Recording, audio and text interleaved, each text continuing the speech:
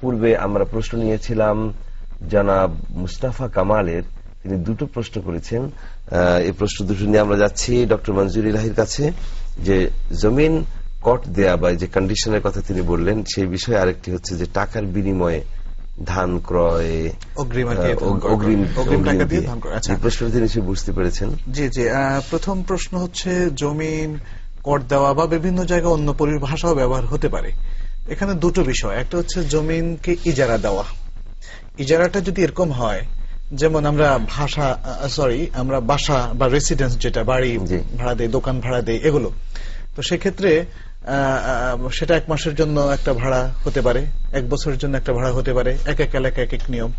তো সেটা তো কোনো শরীয়ত ইসলামে জায়েজ আছে।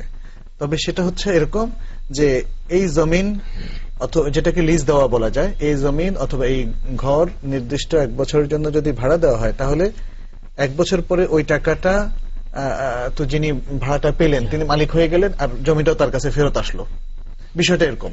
কিন্তু আমরা জানি যে আমাদের দেশে একখানে চর্চা আছে এরকম, আসলে জমিটা বন্ধক রাখা হয়, করটা হলো বন্ধক, এবং টাকাটা উনি যতদিন না ফেরত দিবেন ততদিন পর্যন্ত জমিনটা সে ভোগ করে। এখানে এটা সুদের মধ্যে পড়ে যাচ্ছে এবং এটা হারাম ট্রানজাকশনের মধ্যে হয়ে যাচ্ছে, এটাকে অ্যাভয়েড করা উচিত। তিনি এটাকে বন্ধক রাখবেন, কিন্তু মূল মালিক সেটাকে ভোগ করবে। বন্ধক রাখবেন যে তিনি যে ধারটা দিয়েছিলেন সেটা যাতে তার কাছে ফেরত আসে। অতএব জমিনটা বন্ধক থাকলো, কিন্তু জমিন চাষ করবে কিন্তু মূল মালিক। এটাই হচ্ছে নিয়ম। এটা এখানে ভায়োলেট হচ্ছে, অতএব এখানে সুদ কিংবা হারাম ঢুকে যাচ্ছে। আচ্ছা, দ্বিতীয় যে প্রশ্নটা করেছেন সেটা হচ্ছে, সেটা বাইউস সালাম এর মধ্যে পড়ে বা বাইউস সালাফও বলা হয় সেটাকে।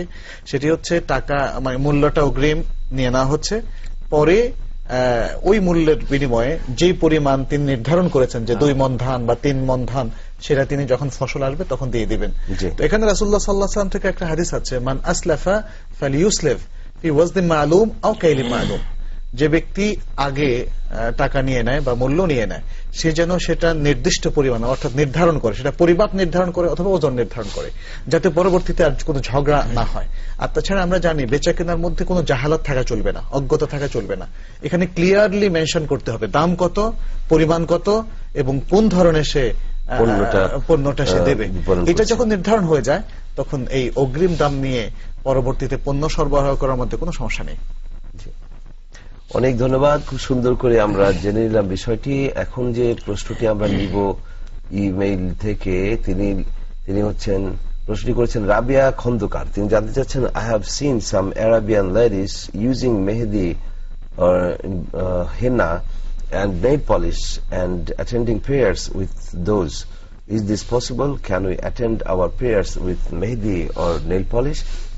তিনি জানতে চাচ্ছেন যে আরাবিয়ান অনেক মহিলাদেরকে তিনি দেখেছেন যে নেইল পলিশ এবং মেহেদি ব্যবহার করা অবস্থায় তারা নামাজে শামিল হয়েছেন। তো এভাবে নামাজে শামিল হওয়া যায় কিনা নেইল পলিশ লাগানো অবস্থায় নখে? আর একটি প্রশ্ন হচ্ছে, does breast feeding breaks the উজু?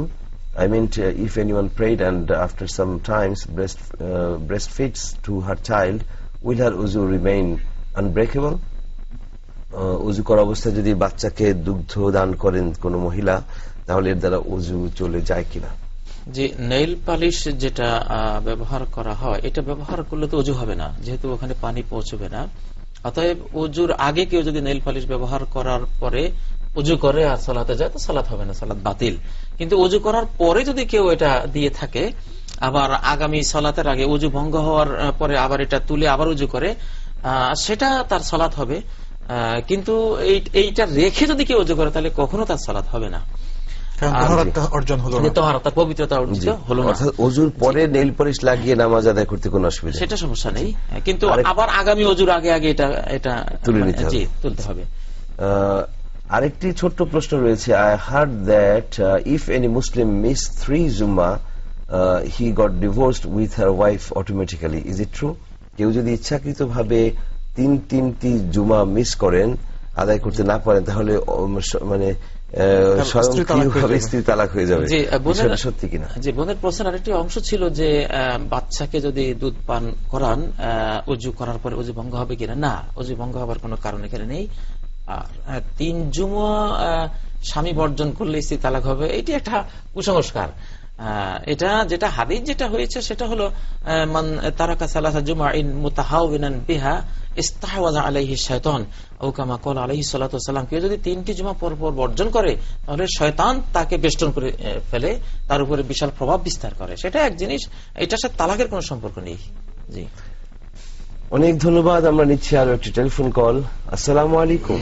হ্যালো, আসসালামু আলাইকুম। ওয়ালাইকুম আসসালাম। আমি নওগাঁ থেকে তাসলিমা বলছি। জি, ধন্যবাদ আপনাকে। প্রশ্ন করুন।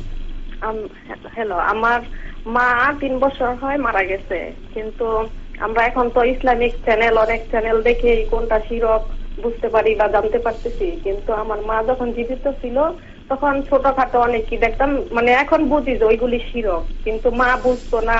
অনেক সময় দেখা যায় যে স্বপ্নে দেখতো বাচ্চা পানিতে পড়ে গেছে, নদীতে গিয়া অনেক সময় কলা, দুধ এইসব দিত, আমার দাদিরা নাকি বলতো দেওয়ার জন্য, তো মা দিত, কিন্তু বুঝতো না ওইগুলি যে শিরক।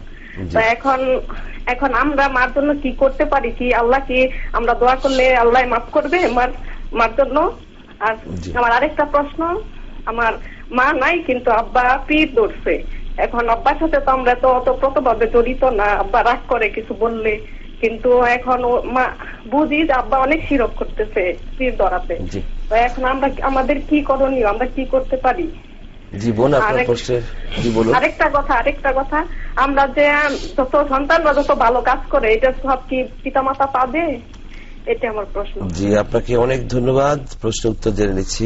বোন, আপনি প্রশ্ন করতে গিয়ে বারবার শিরক বলছিলেন, উচ্চারণটি সঠিক উচ্চারণটি শিরক হবে। আপনার জ্ঞাতার্থে জানালাম।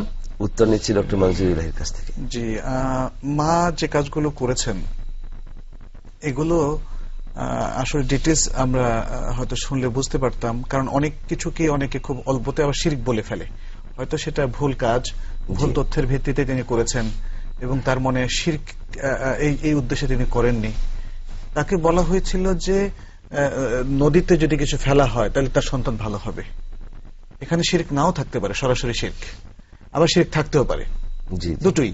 এখন তার ব্যাপার কি হয়েছে এটা আমাদের কাছে স্পষ্ট না। তিনি হয়তো জানেন যে না, সবকিছু করেন আল্লাহ। একটা জিনিস খেয়াল রাখতে হবে যে শিরক যদি আল্লাহর সাথে যদি শরীক হয়ে যায় তখন সেটা হয় শিরকে আকবার।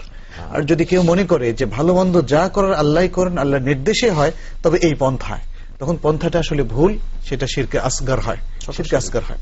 তো সেক্ষেত্রে আমরা আশা করব যে যেহেতু তিনি জানেন না এবং এটা যে শিরক সেটাও তিনি জানেন না, এবং তিনি আল্লাহর উপরে তার পুরো আস্থা, ঈমান, বিশ্বাস ছিল, তাহলে তিনি ঈমানের মধ্যে ছিলেন, সেটাকে আমরা ধরে নেব। কারণ এটাই মুমিনের আসল, এটাই হচ্ছে ইস্তিসহাবুল হাল, মুমিনের আসল অবস্থা। অতএব আসল অবস্থাকে সামনে রেখে তার জন্য দোয়া করা, ইস্তেগফার করা, এটা জায়েজ, এবং আশা করা যায় তার এই ভুলগুলো যদি সত্যি বড় কোনো শিরকে না হয়ে থাকে তাহলে আল্লাহ অবশ্যই তাকে ক্ষমা করে দেবেন ইনশাআল্লাহ। দ্বিতীয় হচ্ছে তার বাবার ব্যাপারে তিনি আমাদের পরামর্শ চেয়েছেন। বাবার সাথে তো মানুষ খুবই ফ্র্যাঙ্ক হওয়ারই কথা। যদি ফ্র্যাঙ্ক নাও হয় তবুও এখন একটা বিশেষ কারণে আপনাকে বাবার শুশ্রূষা করতে হবে। বাবা যদি ইভেন অমুসলিমও হয় তবুও তো বাবার সাথে সুসম্পর্ক রাখতে হবে, সেবা, শুশ্রূষা, ভালোবাসা দিয়ে, শ্রদ্ধা দিয়ে বাবাকে নিজের আপন, আরো আপন, এমনি তো আপন, আরো আপন করতে হবে। এবং তখন যদি বলা হয় যে বাবা যদি কোনো ভুল কাজে, ভুল লোকের পাল্লায় পড়ে থাকেন, তখন তাকে যদি পরামর্শ দেয় সে বাবা অবশ্যই গ্রহণ করবেন, কারণ সন্তানদের পরামর্শ তো বাবা গ্রহণই করে থাকেন। আর নেক সন্তানদের কারণে মা বাবা উপকৃত হন, তার দলিল তো খিজিরের সেই কাহিনীতে আছে সূরা কাহাফের মধ্যে, যেখানে মুসা আলাইহিস সালামকে সাথে নিয়ে তিনি দেয়ালটা ঠিক করে দিলেন। কেন? ওয়াকানা আবুহুমা সালেহা, কারণ তাদের এই দুই ইয়তীম বালকের বাবা ছিলেন সৎ ব্যক্তি। অতএব তিনি তার সততার কারণে আল্লাহর পক্ষ থেকে এই কাজটা তাদের করে দেওয়া হলো। তো ঠিক তেমনি বাবা মা ভালো থাকলে সন্তানরা উপকৃত হন, আবার সন্তানরা ভালো থাকলে ওয়ালাদুন সালিহুন ইয়াদউ লাহু, ভালো নেক সন্তান যে বাবা মায়ের জন্য দোয়া করে। নেক সন্তান না হলে কিন্তু তার দোয়াই কবুল হবে না। তাহলে বোঝা গেল যে নেক বাবা মার কারণে সন্তানরা উপকৃত হন ইভেন মৃত্যুর পরেও, এবং নেক সন্তানের কারণে বাবা মা উপকৃত হন।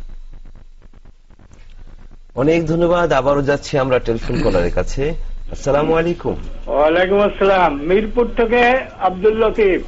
জি জনাব আব্দুল লতিফ, প্রশ্ন করুন। হ্যাঁ, আমরা যে মসজিদে নামাজ পড়তে যাই, জি জি, তার ইমাম সাহেব বা অনেক মুক্তাদি থাকেন, তার পায়জামা বা লুঙ্গি তো গিটের উপরে থাকার কথা এবং থাকে, কিন্তু তার জামাটা যদি এর চাইতে বড় হয় এবং পায়ের পাতার পর্যন্ত এটা থাকে, তাহলে কি নামাজ হবে কেউ? আচ্ছা, এই একটা। আর একটা হইল জি, ইফটিজিং কথাটা হইল, এই যে ইফটিজিং মেয়েদের বিরক্ত করা, ইভ হইল বিবি হাওয়া, আর টিচিং হইল বিরক্ত করা। এখন বিবি হাওয়া বিরক্ত করা, এটাকে ইসলাম পরিপন্থী কিনা এবং আমাদের এটা কোনো ইসলামের বরখেলাফ হচ্ছে কিনা, এটা জানতে চাই। জি, আপনাকে অনেক ধন্যবাদ জনাব আব্দুল লতিফ। জেনে নিচ্ছি উত্তর প্রফেসর মুফতি ইব্রাহিম সাহেবের কাছ থেকে।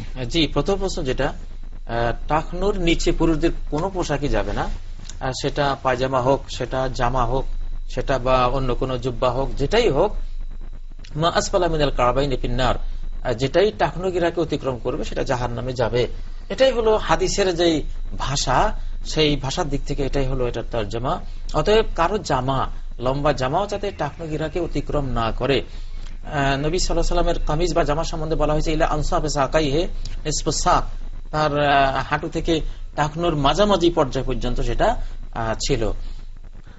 আর ইব টিজিং যেটা তিনি বলেছেন, এখানে যদিও ইব মানে হাওয়া, কিন্তু এখানে হাওয়া বলতে হাওয়ার কন্যা, হাওয়ার কন্যারা যারা নারী জাতি, মূলত নারী জাতির প্রতীক হিসেবে বলা হয়েছে, হিসেবে ব্যবহার করা হচ্ছে। মানে স্বয়ং হাওয়াকে কেউ বুঝাচ্ছে না, কিন্তু না, হাওয়াকে বুঝাচ্ছে না, হাওয়ার মেয়েদেরকে বুঝাচ্ছে। তবে হয়তো এতটুকু ভাবা যেতে পারে, শব্দটার পরিত্যাগ করতে পারলে ভালো, কিন্তু লামুশাহাতা ফিল ইসতিলাহ। জি, ইভ তো শরিয়ার কোনো পরিভাষাও নয়। হাওয়া নবীর একজন স্ত্রী, জি, তাকে এটা হচ্ছে ইংরেজি প্রতিরূপ। জি, এবং ইভ বলতে এখানে হযরত হাওয়া আলাইহিস সালামকে বোঝানো হচ্ছে। আমি যেটা বুঝতে পারছি আমাদের প্রশ্নকর্তা ভাইয়ের কাছ থেকে, সেটা হচ্ছে তার আপত্তি এখানে যে নবীর বিবিকে সরাসরি যদি মানে টিজ তো করা হচ্ছে না, সেখানে তার শব্দটা ইউজ না করে অন্য কোনখানে ব্যবহার করা যেত। এই আপত্তি করার একটা যুক্তিসঙ্গত কারণ আছেই। তবুও আমাদের পক্ষ থেকে উত্তর এতটুকু হলো, যেখানে আসলে হাওয়াকে বোঝানো হচ্ছে না, এখানে তার কন্যাদেরকে বোঝানো হচ্ছে। প্রচ্ছন্ন ভাবে এটা অনুভূতির সাথে কিছুটা লেগে যাচ্ছে। অনেক ধন্যবাদ প্রফেসর মুফতি ইব্রাহিম এবং ডক্টর মনজুরি ইলাহি। সুপ্রিয় দর্শক, আপনাদের সকলকে জানাচ্ছি আন্তরিক মোবারকবাদ। বুঝতেই পারছেন আমরা শেষ করতে যাচ্ছি আজকের পর্ব। আপনারা এই অনুষ্ঠান দেখুন, যদি ভালো লাগে অন্যদেরকে উৎসাহিত করুন সরবত লাইভ দেখতে। আর যদি কোনো ত্রুটি অসঙ্গতি আপনার নজরে আসে আমাদেরকে জানান, ইনশাআল্লাহ আমরা শুধরে নেব। সরপথ লাইভ দেখুন প্রতি সোম, বুধ এবং জুমাবার সন্ধ্যা 6টায়, আর পুনঃপ্রচার রাত 2টায়। ভালো থাকুন, সুস্থ থাকুন, সুন্দর থাকুন সবসময়। আল্লাহ হাফেজ। আসসালামু আলাইকুম ওয়া রাহমাতুল্লাহি ওয়া বারাকাতুহু।